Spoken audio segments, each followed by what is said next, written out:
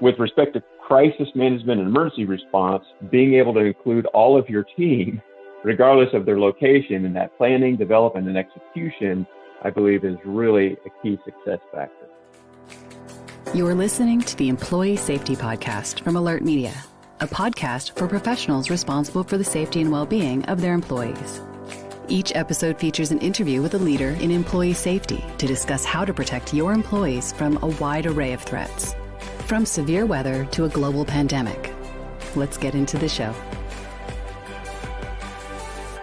Hello, and welcome to the Employee Safety Podcast, where we discuss insights and ideas for how to protect your most valuable asset, your people. I'm your host, Peter Steinfeld, and I'm joined today by John Brooker. John is a Director of Industrial Security for L3Harris Space and Airborne Systems segment, where he is responsible for crisis management and local security operations. Hey, John, how are you?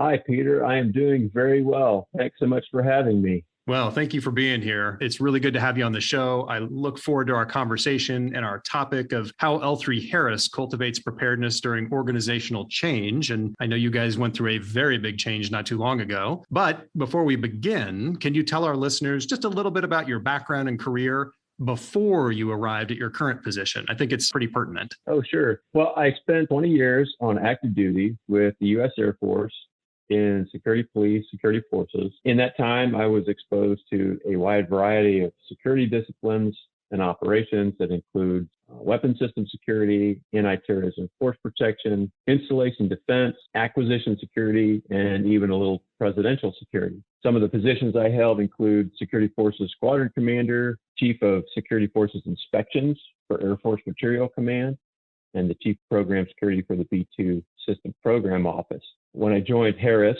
now L3Harris, I started out as a contractor program security officer in support of classified programs for one of our intelligence community customers. And then I moved into various management roles with another one of those intel customers. In the last 3 years, I've been working special projects, developing policy and procedure. In the last year or so, focusing more specifically on crisis management. Last month, I became the Director of Crisis Management for my segment, Space and Airborne Systems. Well, congratulations on that, and thank you for the details. I think that definitely helps set the context. But one other thing I'd like you to do, L3Harris is not necessarily a household brand name that many people recognize. So for those who may not be familiar, can you give us an overview of the company and the products and services it provides? Yeah, sure. So L3Harris is a global aerospace and defense technology innovator focused on delivering solutions that meet our customers' most critical needs. This includes providing advanced defense and commercial technologies across multiple domains: air, land, sea, space,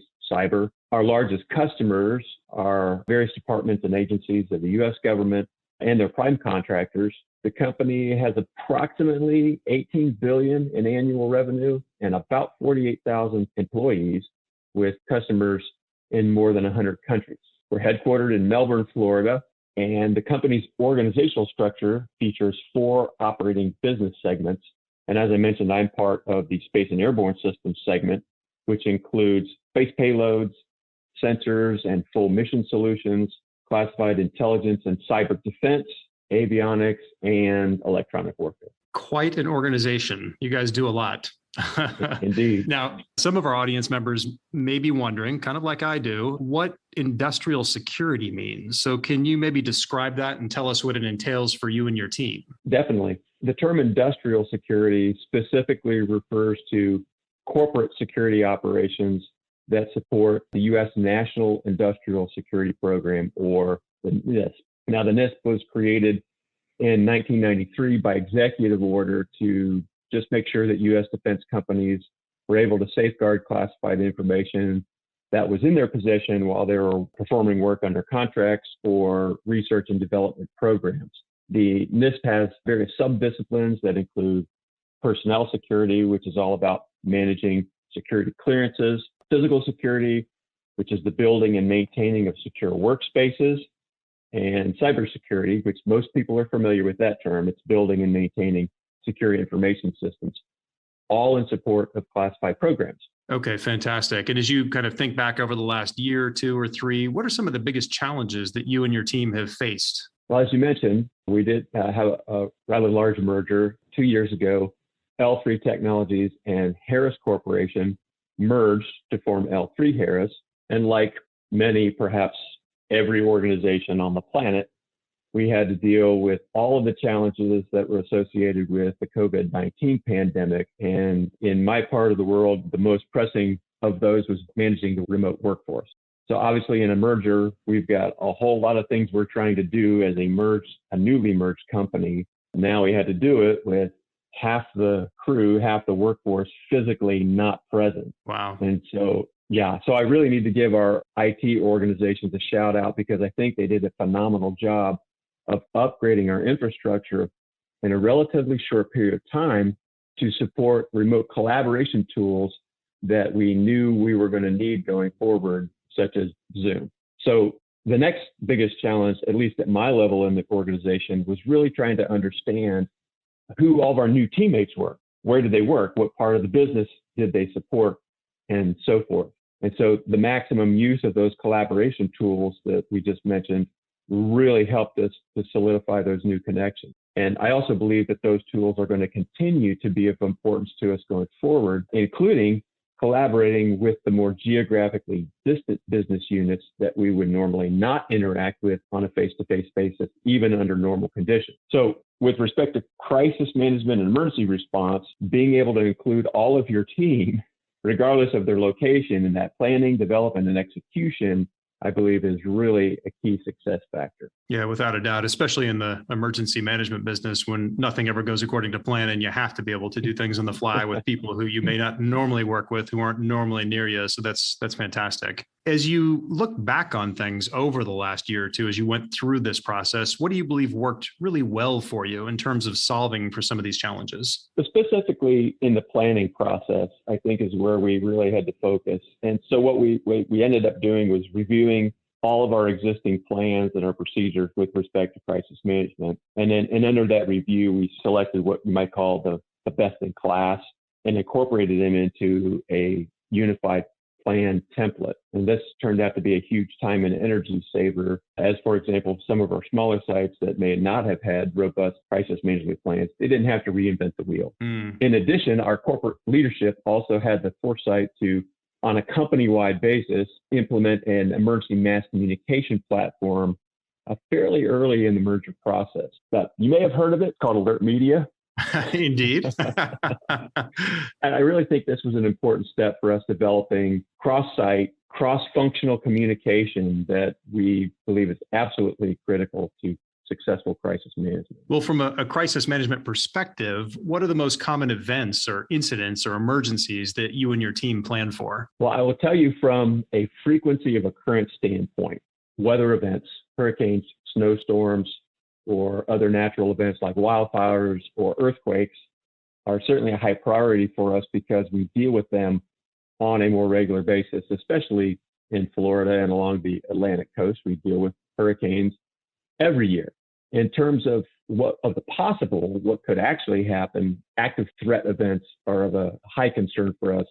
And as most of your listeners know, they are very challenging to prepare and to plan for. Yeah, it's just you have to be able to respond. So it's all about just doing work to kind of get the muscle memory there. So when whatever pops up, you're able to address it. You don't freeze like a deer in the headlights. Absolutely. Well, what are some of the programs or initiatives that you're currently working on to enhance preparedness for those types of events? Well, specifically talking about the active threat response, about 2 years ago, we wanted to focus on that event. So we created a standalone active threat response plan template because we really believe that obviously execution is so dependent on a well-constructed plan. So we created this template, we distributed it to all of our sites so they could focus on that event. In the last year and a half, as I mentioned, we created and disseminated a standardized crisis management plan, more robust, that not only meets all of our corporate security policy requirements, but provides some consistency across our segment between our sites. Most of our sites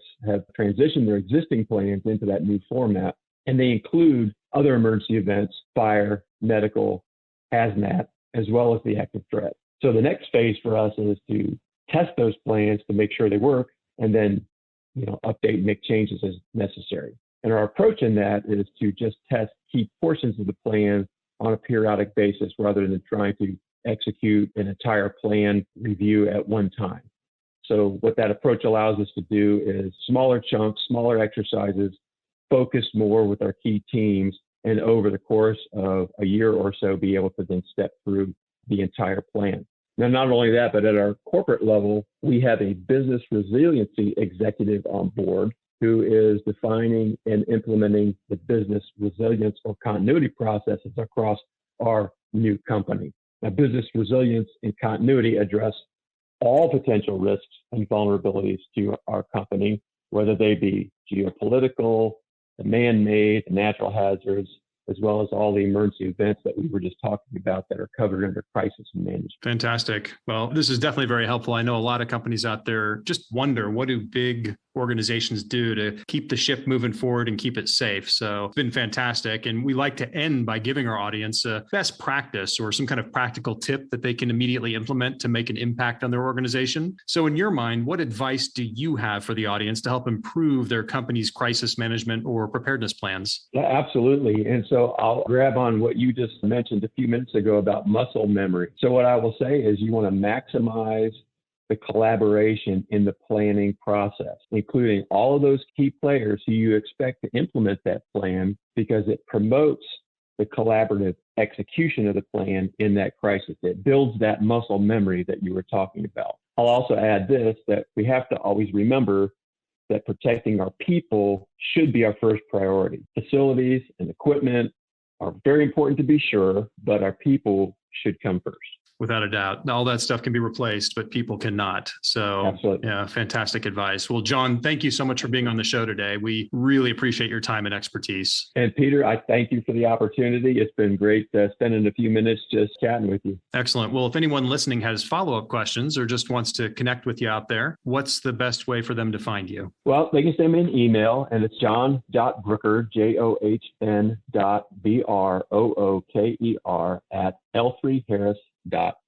Okay, excellent. Well, thanks again for taking time to join us on the Employee Safety Podcast. And for the rest of you out there, remember, nothing ever goes 100% according to plan in an emergency. So communication is incredibly important. If you can't communicate, you can't recover.